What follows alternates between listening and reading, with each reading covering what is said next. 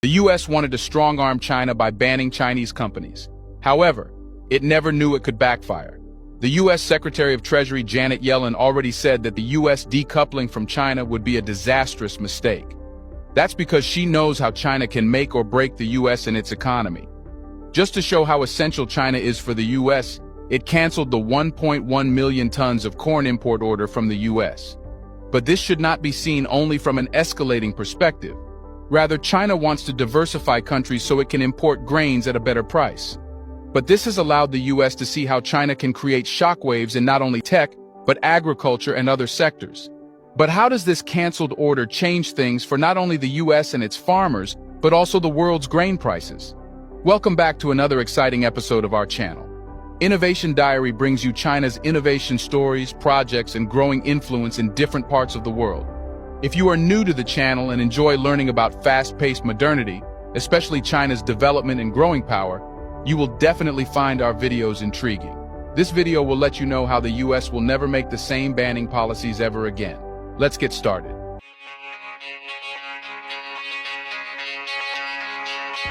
According to the Observatory of Economic Complexities, China is the world's biggest exporter of goods and services. In other words, China tops the list of producing and selling products to other countries. And this allows China to generate excess revenues that could finance its phenomenal development. But it appears that the US misunderstood it. It thought that if Chinese products were banned, then China could be strong-armed. But this really backfired as the US forgot how much of the goods it exports to China. It also ignored the fact that if China stopped buying those products, the US would struggle. According to the US Department of Commerce, the US exported goods worth $153.8 billion US. If China wants, it can easily stop buying from the US and make it lose $153.8 billion with a single blow. But it did not do so earlier. Due to a courtesy, China continued exporting from the US even if it had options to switch to Asia, African, and Latin American countries. But the US thought China had no options. And the recent blow from China proves the US wrong, as it has canceled the order of 1.1 million tons of corn from the United States. The intensity of this single order is magnificent, as it makes 7.4% of US corn exports to China, highlighting a shift in China's corn import strategy. Not only that, but earlier, the Diplomat reported China's agreement with Russia, which ensures that China will get as much wheat as it wants. This is the food security China wants, and if any country is not providing it, it will be replaced. It should be noted that in the previous year, US corn made up a significant 72% of China's total corn imports. However, in the first quarter of this year, that figure plummeted to 37.8%. Despite this decline, the United States remains China's primary corn supplier, followed by Brazil and Ukraine. But that does not mean the US cannot be replaced. China is actively reshaping its corn import strategy by exploring other regions, with a particular focus on South America. The US Department of Agriculture reported about the decline in US corn exports to China. Here, China's strategy to lessen dependence on the US for corn should not be taken as an escalation move. Even though it might be a factor, the major reason is diversification. As a major global corn importer, China recognizes the importance of diversifying its corn sources. In early 2023, China received its initial shipments of corn from Brazil and South Africa, signaling a reduced reliance on US corn. This trend of diversification is expected to continue, partly driven by the more competitive prices of corn in Brazil and other countries. Brazil in particular has experienced a decline in corn prices, giving it a competitive edge over US corn in the market. The University of Illinois predicts that Brazil will surpass the United States as the world's leading corn producer this year, with a record-breaking 50 million tons of corn production. China actively seeks lower-priced and more abundant sources of corn. In addition to Brazil, China has increased its corn purchases from South Africa, known for its high-quality feed-grade corn. In May of this year alone, China bought 53,000 tons of corn from South Africa. But something you should not miss here is, both Brazil and South Africa are BRICS members. It means that China is not only diversifying its food importers, but also helping and favoring its allies. This will work as a magnet for countries which are not yet part of BRICS, showing that China cares for the members. Before we continue further, tell us, are you enjoying the video?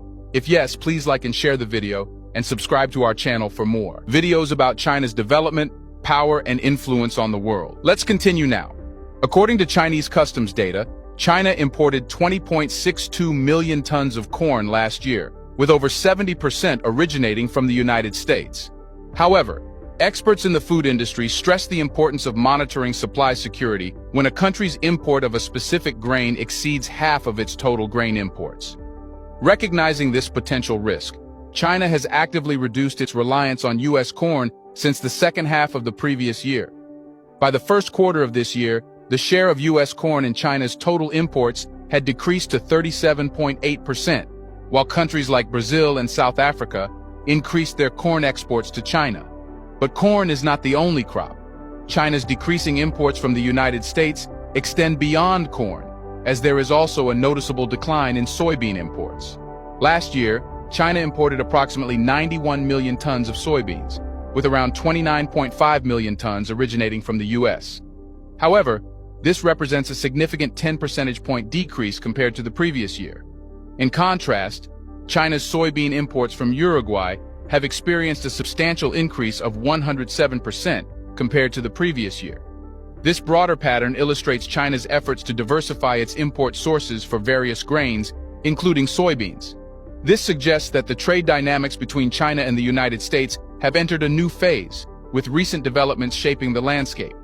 While Brazil and Argentina have traditionally been China's main suppliers of soybeans, China is now exploring alternative sources, including African countries such as Ethiopia and Tanzania. This shift in China's grain imports will have far-reaching implications, not only for U.S. grain exports but also for global grain prices. China's substantial demand for U.S. grain has played a vital role in maintaining price stability, benefiting U.S. grain traders and farmers. However, as China diversifies its grain imports, a decline in U.S. grain exports to China is expected, which will impact overall export values. Consequently, U.S. grain merchants and farmers must actively seek new export markets to mitigate the potential negative consequences of a U.S.-China decoupling on the U.S. economy.